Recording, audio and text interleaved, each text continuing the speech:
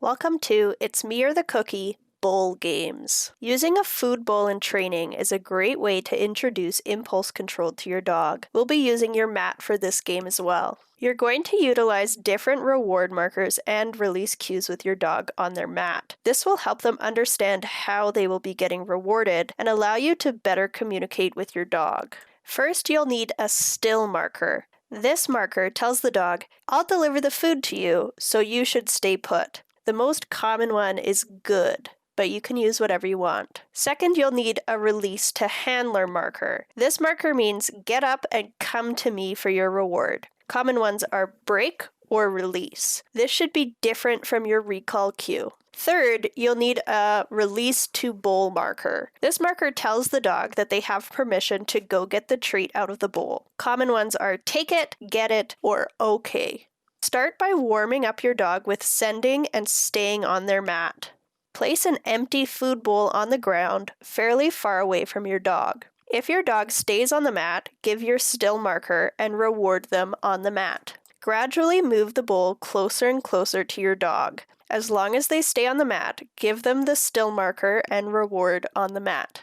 If your dog gets up to check out the bowl, that's okay. Just wait for them to put themselves back on the mat. Because the bowl is empty, they cannot self-reward. Eventually, they'll learn that being on the mat gets them rewards and checking the bowl gets them nothing. Practice this until the bowl is fairly close to your dog and your dog is ignoring it. Now let's talk about actually putting food in the bowl. We are going to break this down into really small parts so your dog has a really good chance of being successful. Start with the bowl further away from your dog again.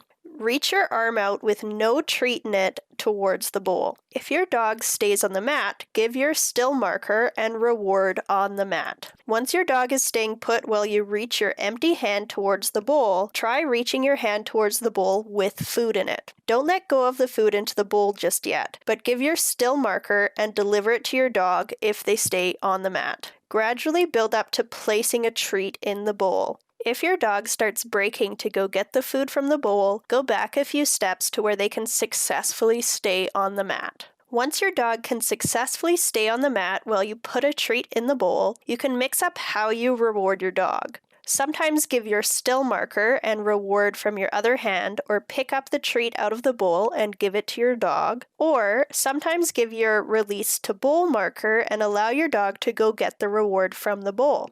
If your dog is self-releasing to the bowl, reward with your still marker more often. If your dog is staying put and doesn't want to release to the bowl, release to the bowl more often. Now we're going to play It's Me or the Bowl. Practice with no bowl first.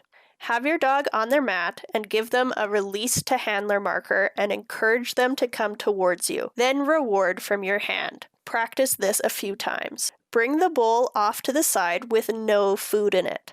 Stand to the opposite side of the food bowl and give your release to handler marker. If your dog comes to you and ignores the bowl, have a big party and give lots of rewards. Then you can go give your puppy a treat out of the bowl. If your dog visits the bowl, that's okay. Because it's empty, they can't self-reward. Reward your dog when they come to you, but don't give them anything extra out of the bowl. If your dog is really struggling, position yourself so you are closer to your dog than the bowl is. That will make coming to you the more obvious choice for your dog.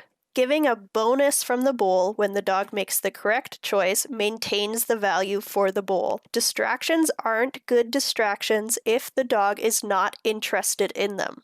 Gradually move the empty bowl more and more in your dog's way as they are successful. As your dog gets better, you can pretend to put food in the bowl before giving them their release to handler marker, but don't actually put anything in the bowl yet. Once your dog is consistently successful with you pretending to put food in the bowl and having moved the bowl more and more in their way, you can start actually putting a treat in the bowl. Make sure when you put a treat in the bowl, you go back to having the bowl far out of your dog's way and you are the very obvious choice. If your dog fails, set them up to be successful for the next repetition by making it easier. That's it for this lesson. Make sure to set your dog up for success. These games are really great for building that self-control and building on that assumed leave-it skill, as well as proving our dog's ability to stay on their mat.